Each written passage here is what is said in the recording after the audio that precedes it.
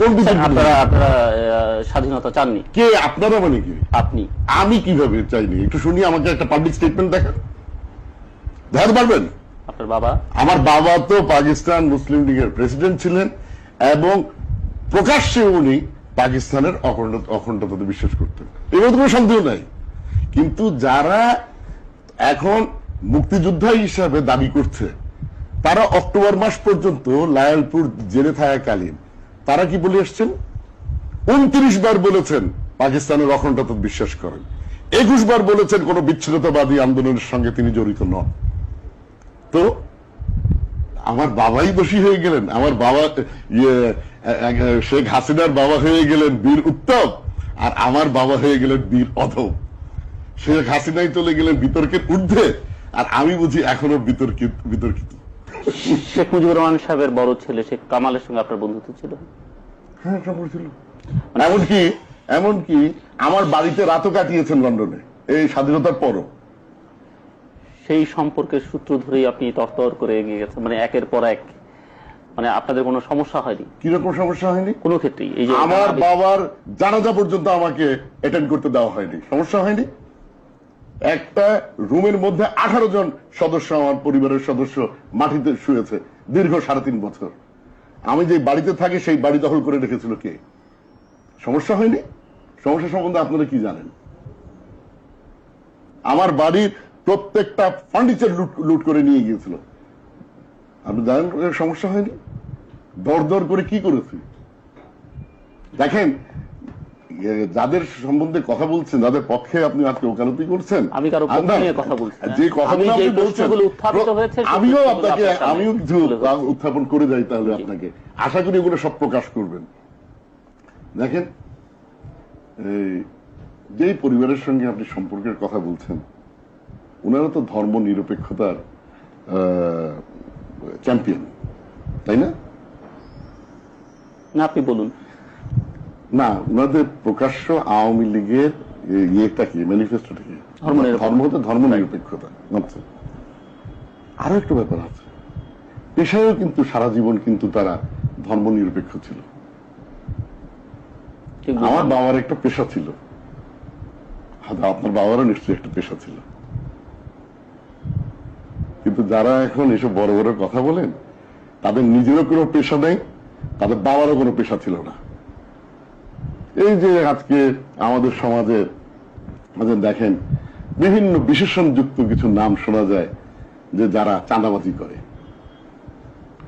খাওয়া খাই বেচারাদের নাম চাঁদাবাজ হিসেবে প্রকাশ পাচ্ছে। চাঁদাবাজির প্রাতিষ্ঠানিক রূপকে দিয়েছে, প্রাতিষ্ঠানিক রূপকে দিয়েছে। আপনি যে আজকে বললেন, আপনি কার কথা ইঙ্গিত করতে চাইছেন?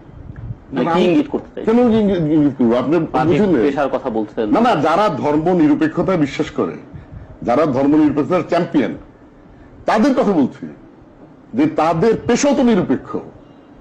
তাদের পেশা কি? তারা এখন অভিযোগ নিয়ে আসে কি, কোকো 1, কোকো 2 অভিযোগ নিয়ে আসে না? তারা চায় শহীদ জিয়ার ছেলেরা যেন সেলিমুল্লাহ মুসলিম অরফানেজের এতিমখানায় নাম লিখিয়ে রাখে, তাদেরও যেন পেশা না থাকে। তারা চায় তাদের সংসারের খরচটা যেন চাঁদার থেকে আসে, ওরাই অভিযোগ তুলে। আপনার শক্তির উৎস কোথায়? আমার জনগণ এবং রব্বুল আলামিন। এটা বুঝতে অসুবিধা হচ্ছে? আপনি মিন করেন? নিশ্চয়ই, আল্লাহর মেহেরবানিতে এখনো তো অপরাজিত। এখন বলেন, দেশ কেমন চালাচ্ছেন আপনারা? এটা তো মূল্যায়ন জনগণ করবে, সেটা তো আরো 3 বছর পরে করবে, কিন্তু 3 বছরে তো জনগণ। আমরা চেষ্টা করছি যে আমাদের নির্বাচনী অঙ্গীকার যেগুলো আছে সেগুলো বাস্তবায়ন করতে। আমাদের প্রধানমন্ত্রী আপ্রাণ পরিশ্রম করছেন, চেষ্টা করছেন যে আমাদের নির্বাচনী অঙ্গীকার যেগুলো আমরা করেছি সেগুলো বাস্তবায়ন করতে। আমরা সম্পূর্ণ সফল হয়েছি এই দাবি তো করছি না, কিন্তু নিশ্চয়ই আমাদের আন্তরিকতার কোন অভাব আছে প্রধানমন্ত্রী কিংবা 4 দলীয় ঐক্যজোট সরকারের। এটা কিন্তু আমাদের যত বড় শত্রুই হোক না কেন, এই অভিযোগ আমাদের বিরুদ্ধে আনতে পারবে। সুশাসন থেকে কিছুটা দূরে আপনারা?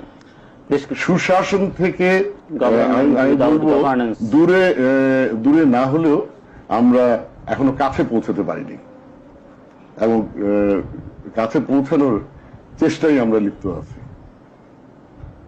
আইন শৃঙ্খলা পরিস্থিতি সেটাও চেষ্টা করছি। ভীষণ খারাপ। হ্যাঁ, ভালো তো আমি নিশ্চয়ই বলবো না, কিন্তু ওটাও চেষ্টায় আছি ভালো করার। আপনারা দেখেছেন দ্রুত বিচারের আদালত করা হয়েছে। প্রত্যেক দিন আপনারা এক একটা দেখছেন চাঞ্চল্যকর কিছু হত্যাকাণ্ডের বিচার হয়ে যাচ্ছে। এটার কিছু যে এফেক্ট হচ্ছে না তা তো বলতে পারবেন না। তারপর আমরা তো বাংলাদেশ সেনাবাহিনী পর্যন্ত নামিয়েছিলাম আইন শৃঙ্খলা পরিস্থিতি নিয়ন্ত্রণে আনার জন্য, এবং কিছু যে উন্নতি হয়নি তা আশা করি আমাদের সমালোচকরাও দাবি করবে না। শেষ প্রশ্ন আপনার কাছে, দেশে এই প্রবল বিরোধিতার পরেও ওয়াইসের মহাসচিব পদে আপনি কি শেষ পর্যন্ত প্রার্থী থাকছেন, এবং প্রার্থী থাকলে জয়ী হচ্ছেন কিনা? দেশে প্রবল বিরোধিতা তো আমি দেখি নাই, আমি আওয়ামী বিরোধিতা দেখেছি। ইসলামিক উম্মার ইসলামী মহাসম্মেলনের যেখানে প্রার্থী দিয়েছে ইসলামী মূল্যবোধের সরকার, 4 দলীয় ঐক্যজোটের সরকার বেগম খালেদা জিয়ার নেতৃত্বে, সেখানে ধর্ম নিরপেক্ষতা বিশ্বাসী যদি মুসলিমীয় একটা মহল যদি বিরোধিতা করে, তাতে বেগম খালেদা জিয়াও পিছপা হওয়ার সম্ভাবনা নাই, 4 দলীয় ঐক্যজোটের পিছপা হওয়ারও সম্ভাবনা নাই, এবং আল্লাহর মেহেরবানিতে এই বিতর্কিত সালাউদ্দিন কাদের চৌধুরীরও পিছপা হওয়ার কোনো সম্ভাবনা নেই। আর যেটা জয় পরাজয়ের কথা বলেছেন, আল্লাহর মেহেরবানিতে উভয়েরই আমার একটা অভিজ্ঞতা আছে। আমি তো আপনারা জানেন একাধিক কনস্টিটিউয়েন্সিতে ইলেকশন করেছে, জিতে এসছি, ওই জায়গায় তো হেরেও এসছি। তো সেটা এত গুরুত্ব সহকারে দেখি না। একটু বুঝি যে ইসলামী বিশ্ব 4 দলীয় ঐক্যজোটের সরকারের উপরে আস্থা প্রদর্শন এরই মধ্যেই করেছে, ইঙ্গিত আপনারাও নিশ্চয়ই পেয়েছেন। আল্লাহর মেহেরবানিতে আমরা জয়ী হব বলে আমার বিশ্বাস।